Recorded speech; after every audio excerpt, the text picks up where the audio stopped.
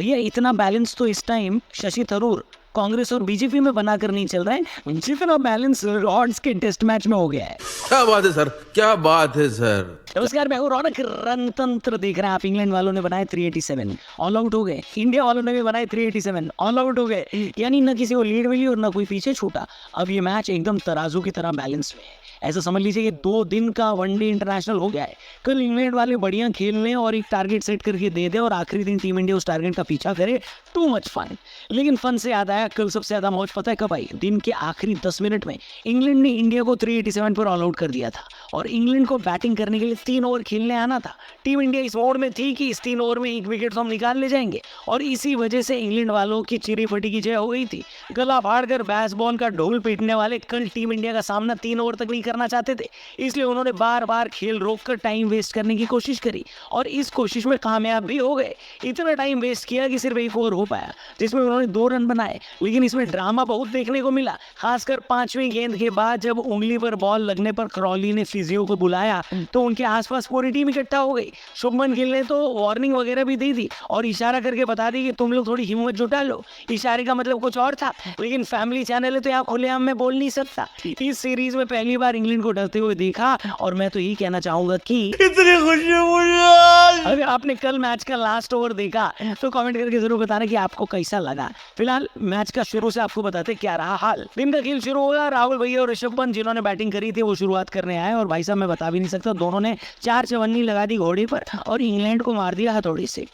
शुरू में इंग्लैंड वालों ने थोड़ा प्रेशर बनाकर रखा और 25 गेंद के आसपास डॉट बॉल हो गई, लेकिन फिर पंत ने ये प्रेशर एक छक्का लगाकर तोड़ा और ये छक्का लगाते ही उनके टेस्ट क्रिकेट में 88 छक्के पूरे हो गए।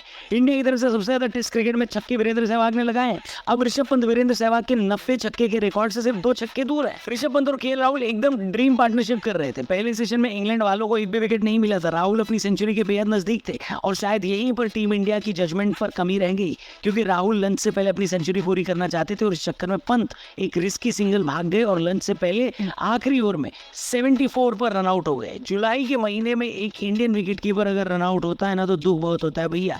#2019 वर्ल्ड कप सेमीफाइनल याद तो होगा। खैर धोनी हमको याद आ गया। #धोनी। आगे बढ़ते लंच तक टीम इंडिया का स्कोर था 248 4 विकेट पर, राहुल 98 नॉट आउट। लंच के बाद सबसे पहले राहुल ने अपनी सेंचुरी पूरी करी और इसी के साथ उन्होंने दिखा दिया कि भले ही इंडिया छोड़कर इंग्लैंड रहने गए हैं कोहली भाई, लेकिन इंग्लैंड सबसे ज्यादा अगर किसी को रास आता है तो वो है राहुल भाई, क्योंकि उन्होंने इंडिया में अभी तक 1 शतक लगाया है लेकिन इंग्लैंड में 4 सेंचुरी लगा चुके हैं राहुल भैया। ये बात अलग है कि ये शतक बड़ा नहीं हो पाया और एग्जैक्टली 100 के स्कोर पर केएल भैया आउट हो गए, लेकिन आगे मोर्चा संभाला जडेजा और नीतीश कुमार रेड्डी ने। और ये तो हम आपको कितनी बार बता चुके हैं कि अगर कोई गुजराती अंग्रेजों के सामने आएगा तो जीत हमेशा गुजराती की ही होगी। #गांधी जी की जय। हाँ भाई, आगे स्वाद। रविंद्र जडेजा जिनकी पहले टेस्ट की परफॉर्मेंस के बाद उनकी टीम में जगह पर सवाल उठने शुरू हो गए थे, उन्होंने पिछली 3 इनिंग में शायद 3 हाफ सेंचुरी लगा दी। कल नीतीश कुमार रेड्डी के साथ उनका पार्टनरशिप बहुत बढ़िया था। चाय तक आते आते टीम इंडिया का स्कोर 316 5 विकेट पर। जडेजा 40 पर खेल रहे थे, रेड्डी 25 पर।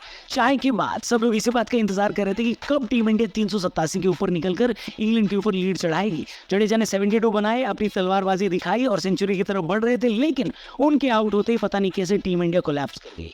वॉशिंगटन सुंदर खड़े रहे और उन्होंने कोशिश करी टीम इंडिया को लीड दिलाने की, लेकिन टीम इंडिया की टेल एंड बल्लेबाजी वाकई में एक चिंता का विषय तो है।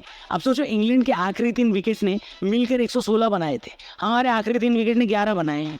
ये डिफरेंस हमको महंगा पड़ सकता था अगर हमारा टॉप ऑर्डर अच्छा न खेलता तो। फिलहाल टीम इंडिया भी 387 पर ऑल आउट हो गई। 2 दिन का खेल बाकी है। जिस हिसाब से इंग्लैंड डरी हुई है, मुझे तो ऐसा लग रहा है उनको आज ऑल आउट किया जा सकता है। अगर ऐसा हो गया तो लास्ट डे ये टेस्ट मैच हम आसानी से जीत सकते हैं। आपके हिसाब से इस टेस्ट मैच को जीतने के लिए हमें क्या करना चाहिए, कमेंट करके बताना दोस्तों। इंग्लैंड के डर के बारे में भी आपकी क्या है राय, कमेंट करके बताएं। चैनल सब्सक्राइब करके जाना। थैंक यू, कल मिलते हैं, बाय बाय।